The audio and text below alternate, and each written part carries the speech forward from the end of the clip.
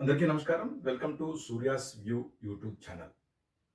దయచేసి ఈ వీడియో తప్పకుండా చూడండి.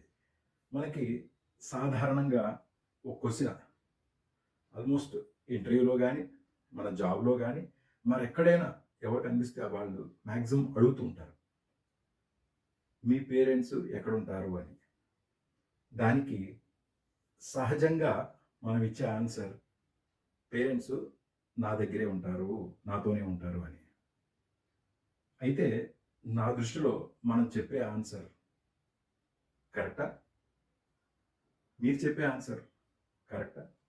ఒకసారి మనం చెక్ చేసుకుందాం. పేరెంట్స్ మన దగ్గర ఉండడం చాలా అదృష్టం. ఎందుకంటే మన నడవడిక ఈరోజు ఇలా ఉంది అంటే కారణం మన తల్లిదండ్రులు. మనం ఎలా పెరిగామో, ఎంత నడవడికగా పెరిగామో, మన పిల్లలకు కూడా నేర్పే టీచర్స్ మన ఇంట్లో ఉన్నట్టు. అలాగే మనం కూడా లైఫ్ లాంగ్ డిసిప్లిన్ తప్పకుండా తల్లిదండ్రులు మన దగ్గరుంటే ఉంటుంది. వాళ్ళు మన కుటుంబానికి ఒక పెద్ద బాల శిక్ష.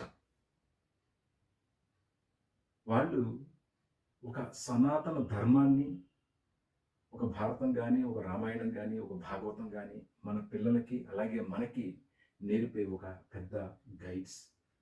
ఇలాంటి ఒక భాండాగారాన్ని మనం పేరెంట్స్ నా దగ్గర ఉంటారు అని చెప్పడంలో కొంచెం నాకెక్కడో కొంచెం బాధగా ఉంది.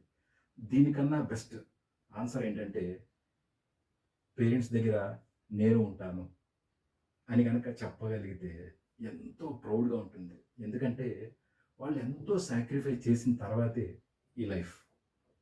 దయచేసి పేరెంట్స్ ఎవరి దగ్గర ఉంటారు? మీ పేరెంట్స్ ఎక్కడ ఉంటారు? అని ఎవరైనా క్వెషన్ అడిగితే గనక దయచేసి చెప్పండి. పేరెంట్స్‌తో నేనుంటాను అని చెప్పండి. గర్వంగా చెప్పండి. హోప్ నా వీడియో మీకు నచ్చినట్టుగా భావిస్తాను. దయచేసి మీ ఆన్సర్‌ని మార్చుకోండి ఈ రోజు నుంచి. Thank you so much.